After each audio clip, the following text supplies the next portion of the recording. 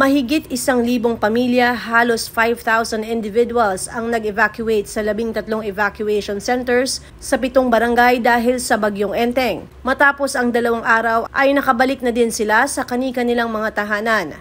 Kung ikukumpara noong Bagyong Karina ay mas naging handa ang mga Pasigueño ngayon.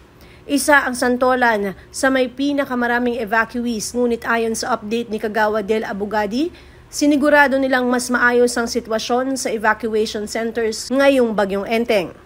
Ang total evacuees namin, since nag-open kami ng 5 evacuation center, sa Ilaya Court, meron kaming 133 families, equivalent to 534 individuals. Sa OLPS, meron kaming 47 families, 166 individuals.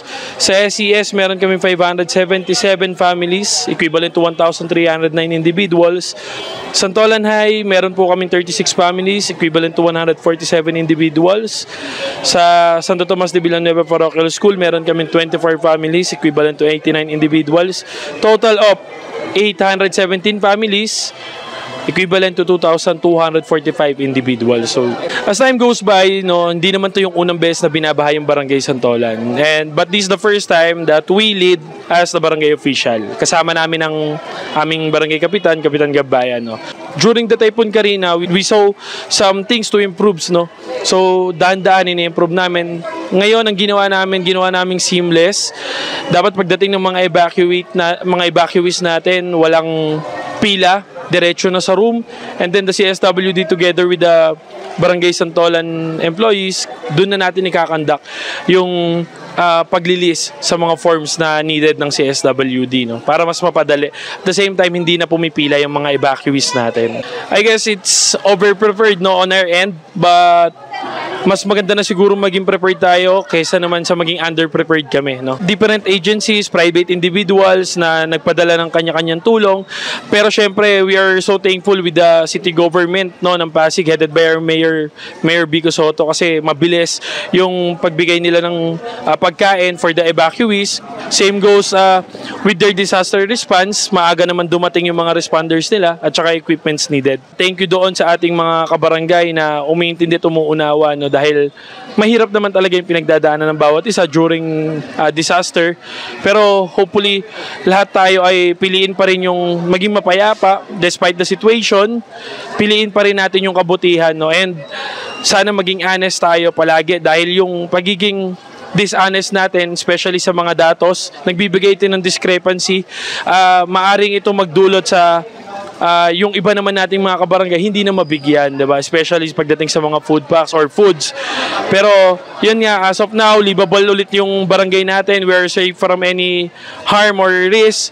Bumaba na rin naman yung tubig ilog. So let's hope for the best. Sana hindi na magkaroon muna ng baha or anuman. Yun lang. Sa different agencies, NGOs, private individuals, at saka sa ating local government, sobrang thank you po, dahil sobrang laki ng mga bagay na binibigay at inihatid nyo sa atin. Maliit man nito o malaki po ang impact nito sa ating mga evacuees, dahil most of them are vulnerable naman talaga, dahil high risk yung lokasyon ng ating barangay. To be honest nga, ang ating barangay ang pinaka damaged barangay sa buong city pagka usapin ng baha. Kaya sobrang laki ng tulong, sobrang laking bagay para sa amin yung mga tulong na ibinibigay ng different NGOs, CSOs, private individuals, at syempre ng ating LGU. Safe na bumalik na sa mga bahay-bahay, wala naman na tayong binaha. Actually, konti lang naman yung spilling level na naganap, Pero siguro maganda rin na ganito yung reaksyon ng mga tao kapag tumataas ang tubig. Maaring magastos pagdating sa pagkain, pero beyond all things, ang kailangan natin pahalagahan dito, kaligtasan ng bawat isa. Naabutan ng iNews Pasig ang ilang evacuees na pabalik na sa kanilang bahay. Maagap daw silang pumunta sa center matapos ang naging karanasan noong Bagyong Karina. Nagpasalamat sila sa lokal na pamahalaan at sa barangay sa pag-agapay sa kanila sa panahon ng kalamidad. Ayos naman, okay naman po kami po, ma'am, dito, sir, dito. Nagbaha po. Talaga po, totoo lang po, kami po sa Tawiran Suspension po, lahat po kami na itaob po lahat po ng mga gamit po namin, sir.